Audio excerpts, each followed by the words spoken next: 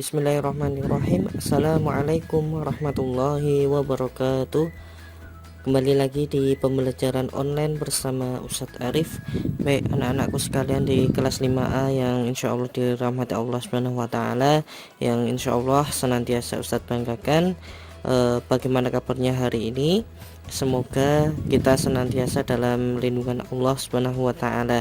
Baik anak-anak sekalian, di pembelajaran pada kesempatan kali ini kita akan memasuki di pembelajaran tematik di tema 2 di subtema 1 ya. Jadi pada kesempatan kali ini kita sudah masuk di tema 2 dan di subtema 1. Nah, pada kesempatan kali ini Ustadz akan menyampaikan materi di MUPEL, IPS dan bahasa Indonesia seperti itu.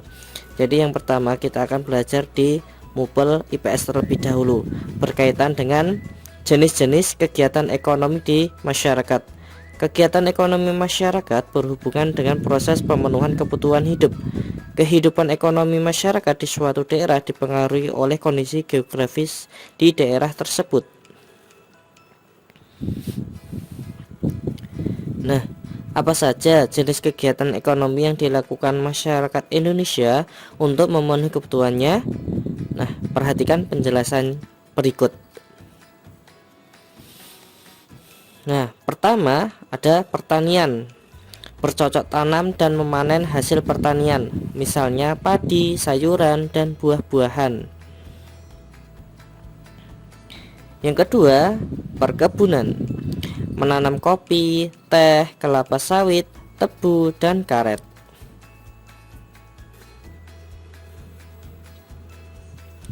Yang ketiga, peternakan, pembudidayaan hewan ternak seperti ayam, bebek, itik, kambing, dan sapi. Yang keempat, ada perikanan, pembudidayaan ikan air tawar dan air laut.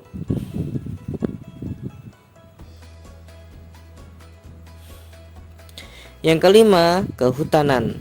Ini meningkatkan hasil hutan dengan menanam tumbuhan kayu.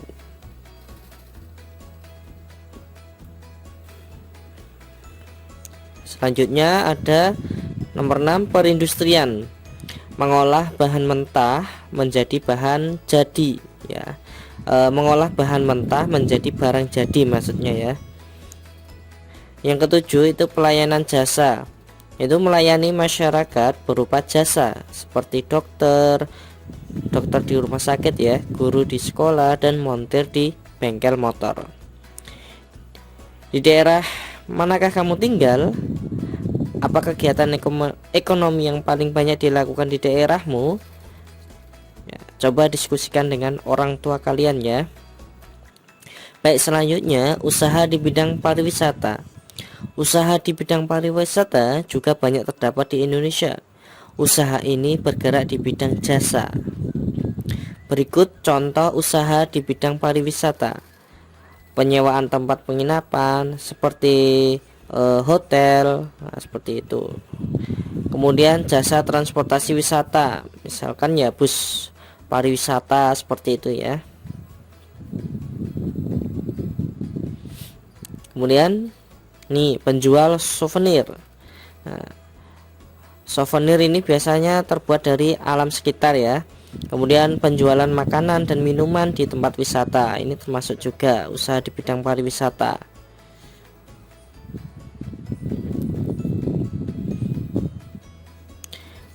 Apakah di daerahmu terdapat usaha di bidang pariwisata?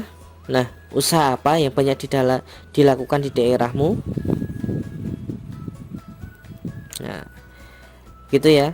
Jadi itu untuk pembelajaran IPS pada kesempatan kali ini berkaitan dengan usaha-usaha yang ada di sekitar kita, baik di bidang pariwisata. Nah, seperti itu tadi kan, itu tentang MUPEL IPS. Kemudian yang selanjutnya ada MUPEL bahasa Indonesia ya, di KD 3.2 di tema 2 ya, subtema 1 KD 3.2.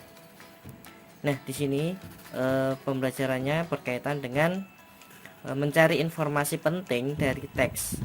Informasi adalah sekumpulan fakta yang menggambarkan sebuah peristiwa atau kejadian tertentu. Informasi dapat membuat kita mengetahui dan memahami sesuatu. Bacalah teks dengan cermat untuk memperoleh informasi penting dari teks. Ayo, bacalah teks wisata hutan desa Bumi Gemilang pada buku Pupena halaman 77. Temukan informasi-informasi penting dalam teks tersebut. Selanjutnya, menjawab pertanyaan dan mengolah informasi dari teks.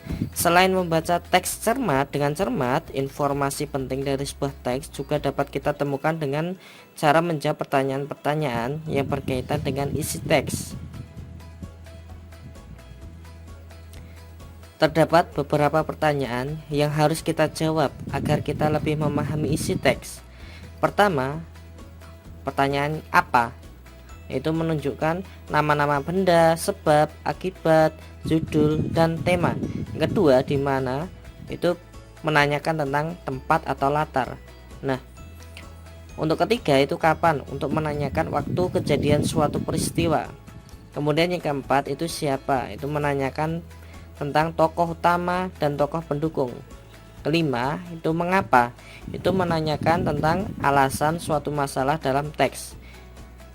Nomor 6, bagaimana, itu menanyakan tentang cara membuat, proses, urutan, pendapat atau proses ya, seperti itu. Kemudian menyajikan informasi penting dalam bentuk peta pikiran. Informasi-informasi penting dari teks dapat disajikan dalam bentuk peta pikiran. Peta pikiran dapat dikatakan sebagai cara mencatat yang kreatif dan efektif melalui sebuah diagram. Berikut contoh peta pikiran yang sesuai dengan teks wisata hutan desa Bumi Gemilang yang ada di pembelajaran 1 di halaman 77 tadi ya. Nah, berikut contoh peta pikiran wisata hutan desa Bumi Gemilang. Kalian perhatikan kata tanyanya ya, apa, siapa, mengapa, bagaimana. Nah, itu kalian perhatikan.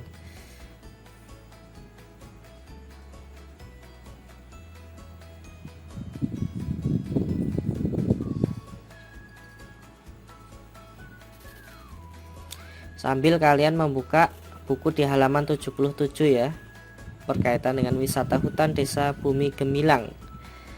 Silakan diperhatikan dengan baik. Selanjutnya, menjelaskan cara memperoleh informasi dari teks. Ingat, kembali cara memperoleh informasi penting dari teks. Yang pertama, bacalah judul dan isi teks dengan saksama. Kedua, jawablah pertanyaan-pertanyaan yang diberikan berkaitan dengan isi teks. Ayo, bacalah sebuah teks dari koran, majalah, atau internet. Jangan lupa mintalah bimbingan orang tuamu saat menggunakan internet. Temukan informasi-informasi penting dari teks tersebut. Tulislah dalam bentuk peta pikiran. Selanjutnya, menjelaskan informasi dari teks.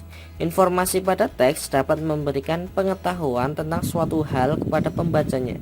Jika informasi dari teks dapat dipahami dengan baik, maka pembaca dapat menjelaskan informasi tersebut kepada orang lain.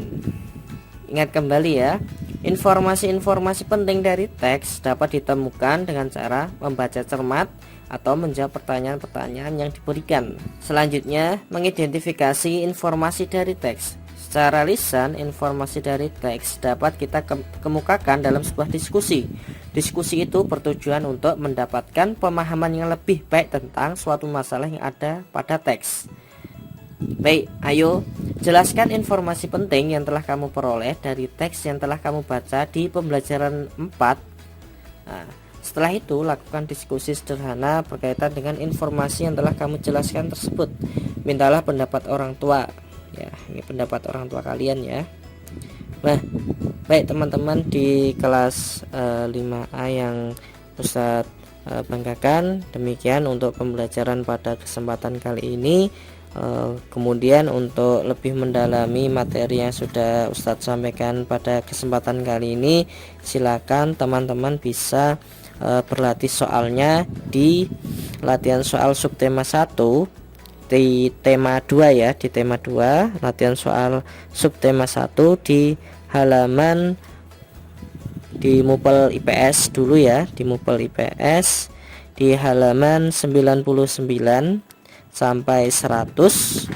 Kemudian untuk bahasa Indonesia di KD 3.2 halaman 98.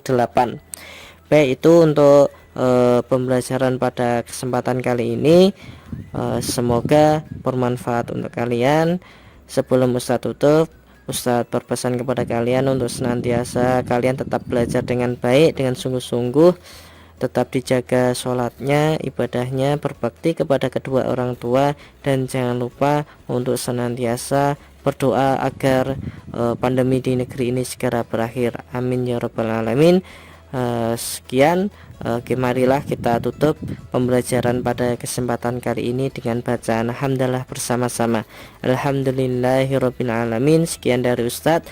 Assalamualaikum warahmatullahi wabarakatuh.